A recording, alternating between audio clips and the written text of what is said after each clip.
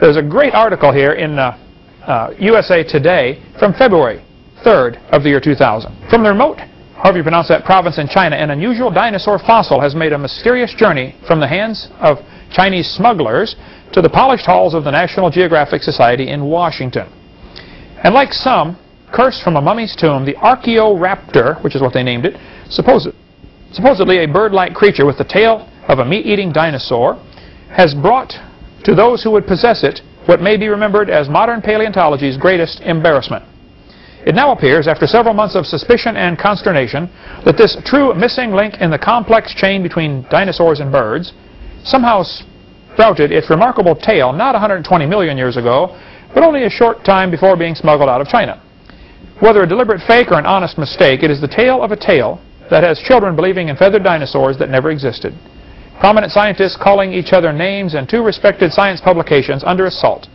And just as the plot thickens, scientists in China have told USA Today that they have discovered yet another faked tale. This one added by an entrepreneurial Chinese farmer to a flying pterodactyl. That one appears to have fooled another group of relatives, another group of scientists, as well as the editors of the British journal Nature. Those involved with the scientific gaffe agree that Olson tried to warn officials at National Geographic in a letter sent November 1st that the organization was headed for embarrassment if it endorsed the fossil. Both of the faked fossils were intended to support the theory that birds evolved from dinosaurs. Now Olson, who is an outspoken opponent of the theory, is taking advantage of this moment to renew an old debate on the origin of birds. The popular view, thanks most recently to the fictitious Jurassic Park, is that birds evolved from dinosaurs. National Geographic and Nature have co-published magazine articles and scientific papers supporting the view. Museums, including the American Museum of Natural History in New York, also promote exhibits of the dinosaur origin of birds. But Olson and a group of academic ornithologists, a person who studies birds, have been arguing, often bitterly for years, that birds evolved independently of dinosaurs.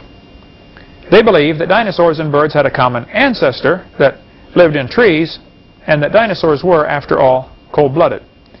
Like the Chinese dino bird, the Archaeopteryx is fake too. Honest disagreement over whether Archaeopteryx was not a forgery was possible until 1986, when a definitive test was performed. An X-ray resonance spectrograph of the British Museum fossil showed the material containing the feather impressions differed slightly from the rest of the fossil slab. In other words, it was made of a paste. Someone apparently had taken the rock, ground up some of it to powder, made a paste out of it, and then put feather impressions in it. Some people are really desperate to believe this theory, and so they will accept it. But guess what? Textbooks are still teaching today dinosaurs are the descendants of birds. Now, it takes a while to get textbooks accurate, I understand that. But somebody in the different towns, if we're supposed to be the salt of the earth, okay, salt preserves. Who's going to preserve? I mean, tomorrow morning, kids in Escambia County, Florida, are going to be taught this. You don't just put a few feathers on a dinosaur and say, let's go, man, try it, it won't hurt too bad. Okay, it's not quite that simple. Dinosaurs are very, very different from birds. Somewhere along the line, if he's going to turn from a dinosaur to a bird, his front legs are going to have to turn to wings. Which means, at say 50% of the way, he's got a half leg and a half wing. It's not enough to fly yet, but now he can't run very good either. So who's going to feed this critter? He can't run and he can't fly. Think the other animals are going to bring him food and feel sorry for him while he's slowly evolving into something else? See, in order for evolution to work, all of the intermediate stages have to be superior to the original. Nobody's ever demonstrated that. Not one time has that been demonstrated, that it's even possible. Secondly, we never see any animal produce a different kind of animal. Nobody ever observes any of this. It's pure fiction. They make it up.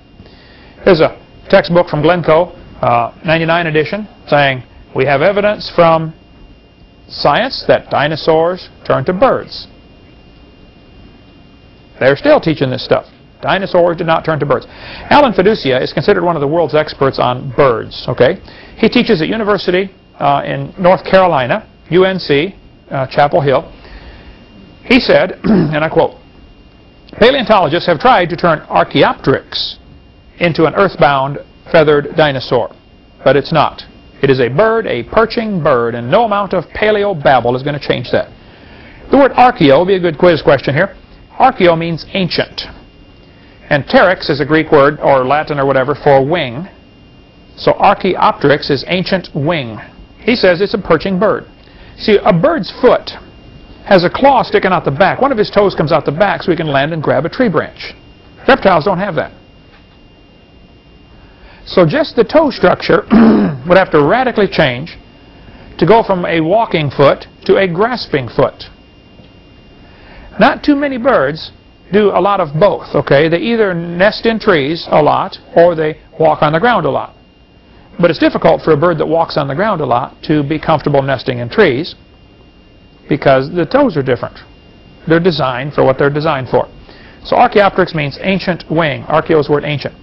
They will point out that the Archaeopteryx has claws on his wings. Now let me point out to you, only 6, I believe now, 5 or 6 Archaeopteryx fossils have been found. The first one was found in Germany in, I think, 1859. Somewhere around that date, okay? What was going on around 1859? Darwin's book. People are looking to criticize the Bible anyway. A lot of countries have thrown off the king, anti-monarchy, and the Bible says honor the king, and so they thought the Bible was an obstacle. There was a real problem in the world in the early and mid-1800s where evolution came along at the right time where it was readily accepted. They're looking for this theory anyway. 1859, we had slavery in this country. Civil War wasn't fought till a couple years later. Emancipation Proclamation wasn't until 1863. So when Darwin came out and said there are favored races, some people said, well, hey, obviously that's the whites over the blacks. Hitler comes along and says, no, obviously that's the Norwegians and the Germans, the blonde-haired, blue-eyed, you know, they were the superior race.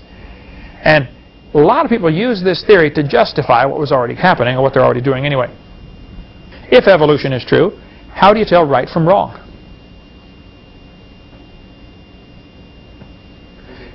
Yeah, you don't ask the question, what's right and what's wrong. You ask, first of all, how do you tell what's right and wrong? How do you make this decision? And that's a critical issue you got to talk about. Now, there are quite a few birds today that have claws on their wings. At least 12 birds right now have claws on their wings.